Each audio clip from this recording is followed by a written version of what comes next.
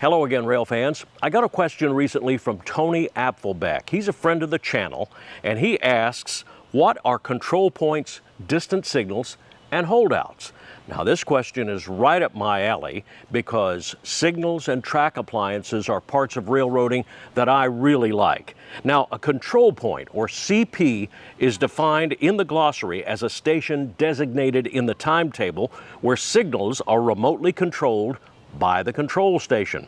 In other words, basically a signal from which the dispatcher can exercise control over train movements out there on the railroad. Now, on the CSX, these are most of the absolute signals in TC or CTC territory, signaled territory. Places directly controlled by the dispatcher. They don't have to have a CP label on them or on the bungalow to be a control point. Sidings, diamonds, holdouts can also all be CPs. Holdouts, though, are usually CPs as well, but they have a slightly different job. Now, let's go out to somewhere out there on the high iron to explain that one. I know I'm a broken record on this, but there is no better time to start a rail fanning day than before daylight. There's way less traffic, and in the summer you get the benefit of way cooler temperatures, for a little while anyway. First stop is in Plant City. Just about 3/4 of a mile to the east of the Plant City Diamond is Plant City Holdout. There's no switch, diamond, or siding here. It's just a signal. A holdout is an absolute signal that track designers install to give dispatchers the ability to stop and hold trains that are coming into a congested area. There's not usually a switch or other track appliance interlocked with a holdout signal. This one was probably put in here when Plant City saw a half-dozen passenger trains on each line each day, plus a dozen or more phosphate trains, 3 or 4 locals, and 6 or 8 mixed freights. Where there were signals for sidings and turnouts on the other 3 sides of the diamond, there's nothing on this side of the A line for a few miles going toward Lakeland. The dispatcher used the holdout to stop trains coming south until the downtown interlocking cleared up. It's also signaled in the other direction for trains going north. Plant City Holdout is a survivor of the Atlantic coastline days. Before this new color light, it was a searchlight signal, and probably before that, a semaphore. By the dawn's early light, I pushed toward Lakeland. I'm hearing chatter between the dispatcher and train M452 up from Miami. He's had a problem with his lead engine and is having to stop at the 10th Street siding, cut off from his train, and turn that engine set around at Winston Y. 452 to Winston. Yeah, come on, make your move. All right, thanks. This is why multiple engines are often set up back-to-back on trains. If one goes bad, you can find the nearest Y, turn it all around to put the good engine facing forward. The 3215 is now the lead engine. The 7041, a modernized and refurbished CM44AC, was the problem, but I don't know what that problem was. This maneuver took up to a half hour, but it was still faster than bringing out someone from mechanical on a Saturday morning. It was easy jumping ahead of him to 10th Street. When I got there, the signal for the siding was flashing a medium approach medium. Red over yellow over flashing green. It means you can run medium speed through the switch ahead, then proceed approaching the next signal not exceeding medium speed. 17, main approach medium, 10th Street, side of the main, 3259. Engine number 3215 will come up the siding track and through the switch out to the main line, and then back down to where his train is standing. The switch on the right used to be Back Junction, the lead to the large old Lakeland yard. Every bit of that yard is long gone now and replaced by Bonnet Springs City Park.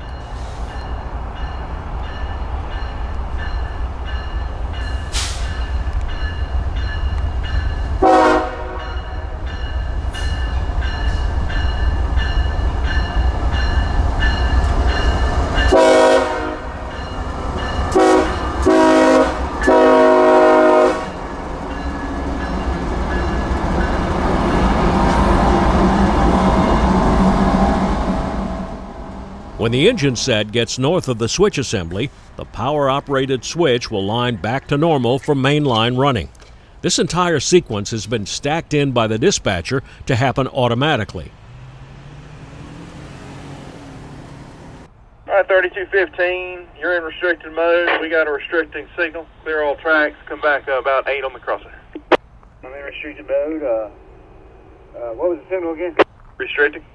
Restricting signal. The conductor will execute the process of coupling back up and cutting in the air brake line.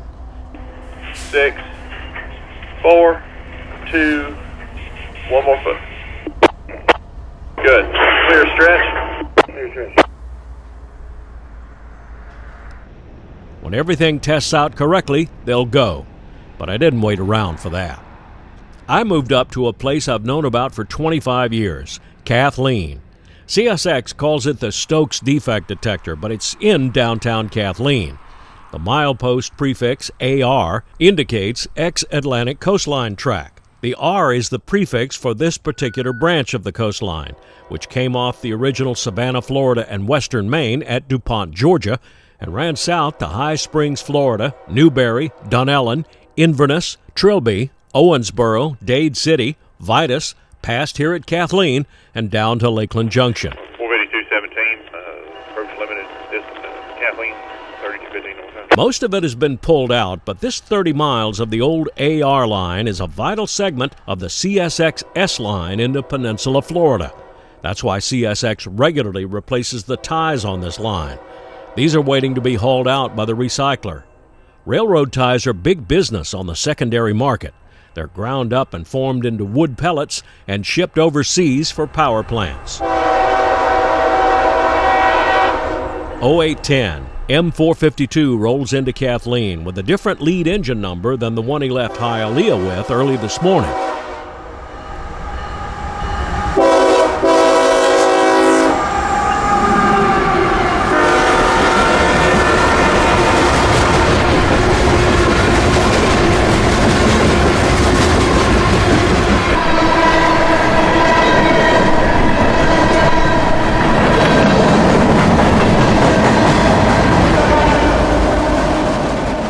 It's not readily apparent, but 452 is slowing down. He's going into the Stokes siding just ahead, where he'll meet a southbound that's getting there at the same time. It was about a 10-minute wait after 452 passed. I could hear him and M457 southbound talking to each other just up the hill in the Stokes siding. Is that you, George? Yeah, man, how you doing? Good. I hadn't seen you in a spell. Doing all right? Yeah, how about you? Yeah, still doing it. All right.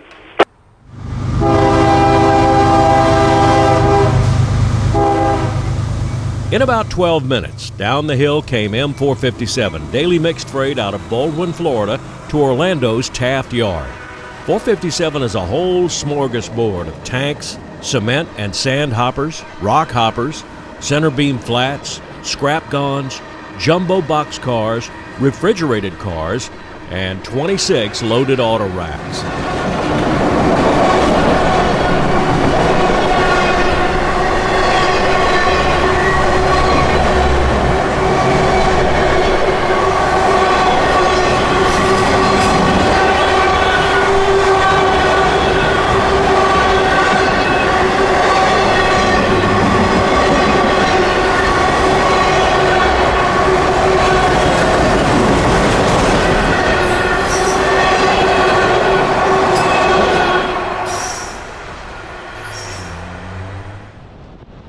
I left Kathleen and headed north on the old Dade City Road. Not a bad part of Florida for the scenery, but this is not a stretch that's easy to chase a train on.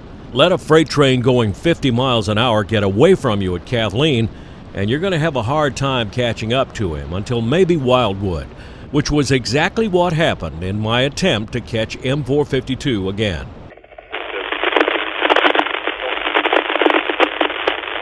452 was calling the signals out there somewhere, but I couldn't make out anything he was saying. Even after you turn onto State Road 44, the exit for Wildwood, you're still 10 minutes from the track. This might be another oh well morning for me. At Wildwood, 452 stops to do some work in the yard, dropping loaded open-top hoppers, presumably for Conrad Yelvington here, or maybe for Junction City Mining, just to the south of Coleman. Wildwood was once a beehive of railroading on the old Seaboard Airline. A dozen or more daily passenger trains, phosphate trains, vegetable and fruit cars that required ice refills, plus merchandise for Orlando, Tampa, St. Petersburg, Sarasota, all came through here. After that, I moved on north, listening out as I went along. About Loch Loosa, the radio lit up. 45317, CSX 5283, clear signal, north end Loch Loosa, southbound out. Tally ho, but I would only have a minute to get set up for him. M453, the southbound version of the 452 we'd been chasing all morning, was coming into Loch Loosa.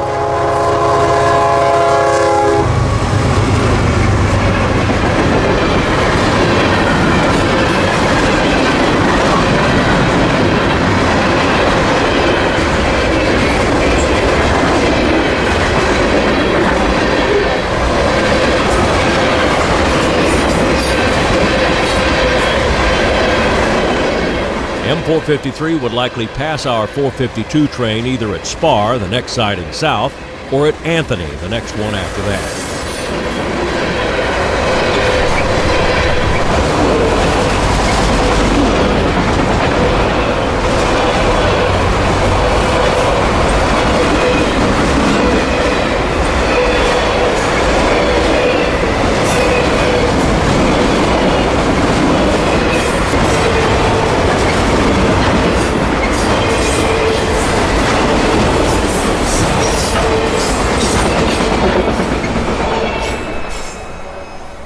14 miles on to the north, I stop at a spot to answer another part of Tony Apfelbeck's question. What is a distance signal?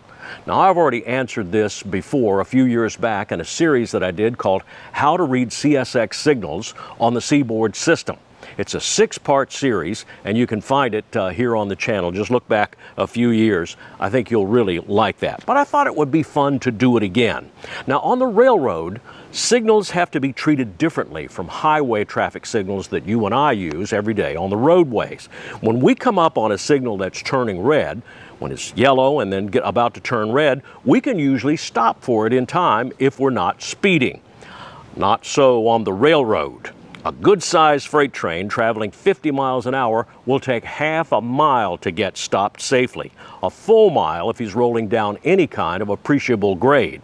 An absolute signal on the railroad means just that. Do what it says no matter what, especially if it's red. Pass an absolute signal that's red without permission, and it could be the last day of your railroad career. You know this is an absolute signal by its lack of a number plate, G marker, P marker, or APP marker. Now, usually by the time a train crew can see that red absolute signal, it's too late to stop in time, so it needs an advance warning. Here, we're looking north on the S-line, and 2.5 miles ahead is the south end of Orange Heights siding. That's protected by an absolute signal. This is the distance signal to South End Orange Heights. It's interconnected to the absolute signal up ahead in order to give the crew some advanced warning of what that signal 2.5 miles ahead is displaying. If the south end of Orange Heights is red, this distance signal will be yellow or possibly even red itself, depending on conditions. Now, this distance signal is approach lit, so it's all dark right now. The number board below tells the crew it's an intermediate signal, which is a non-absolute signal. The number represents the milepost number where we are, 700.0. It's not 7,000. I do not know why these boards do not have a decimal point on them, but it seems like they never do. This is a back-to-back signal that also governs southbound trains. The number board on this side has a slightly different milepost number just to differentiate it from the signal on the other side. On this side, it's the distant to north end Hawthorne siding and is exactly the same distance from that absolute signal. Distance signals are often approach lit, which means they don't light up until the train gets in the block they govern. That's a tool you can put in your rail fanning kit. If you pull up on one of these and it's lit, you pretty much know you got something coming. Like right now, tally-ho! The distance signal to Orange Heights is lit up for M452. The high green tells him that the absolute signal 2.5 miles ahead at Orange Heights is favorable. Not necessarily green, but definitely not red. So blow and go, Mr. Engineer.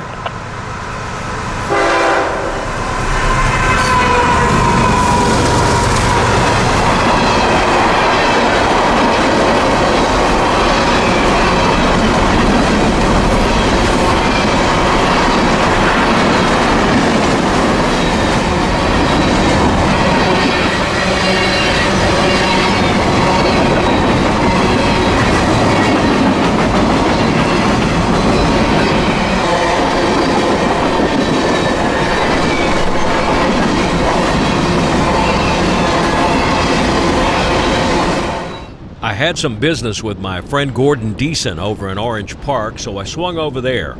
Orange Park is right on the CSX-A line and used to be a passenger stop in the ACL days. You know for sure you're on the old ACL by the milepost. 3-sided concrete posts with the distance to the nearest major terminal stamped on the back. 15 miles to Jacksonville. This is the northbound Orange Park signal, but it's actually the distant to Yukon, the next siding to the north. It's lit up now for Amtrak 98, the New York-bound Silver Meteor running track speed out of Miami.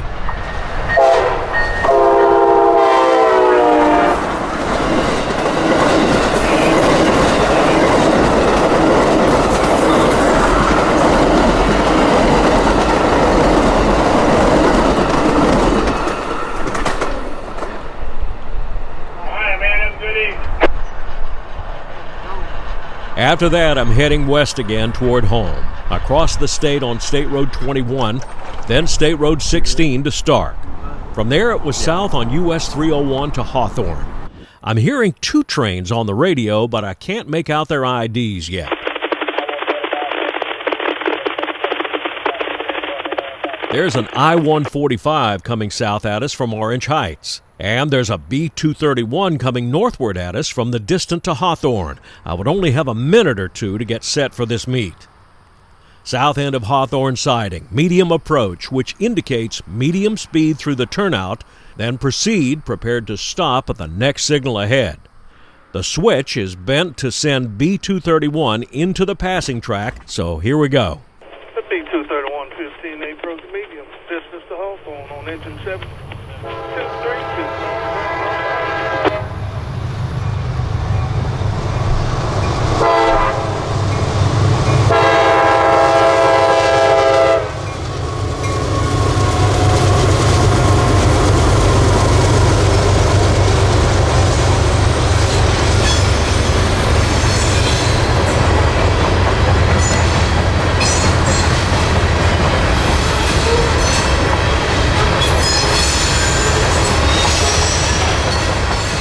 B-231 is a loaded phosphate unit train out of Mulberry, Florida, and is bound for Bensenville, Illinois, where CSX will hand it off to the CPKC. Taxi I-145, 1726, Illinois 722, approach.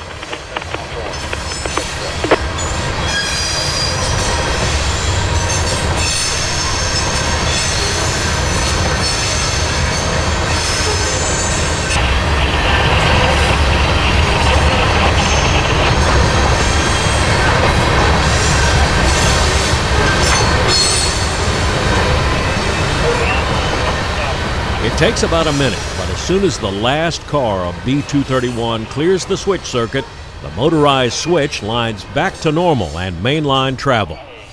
In what appears to be a piece of excellent dispatching, the 2 trains reach Hawthorne at nearly the same time. The southbound I-145 arrives at South End Hawthorne just 4 minutes after B-231 went into the siding. The I-145 17 lead into CSX 752 got a clear South End Hawthorne on the main side.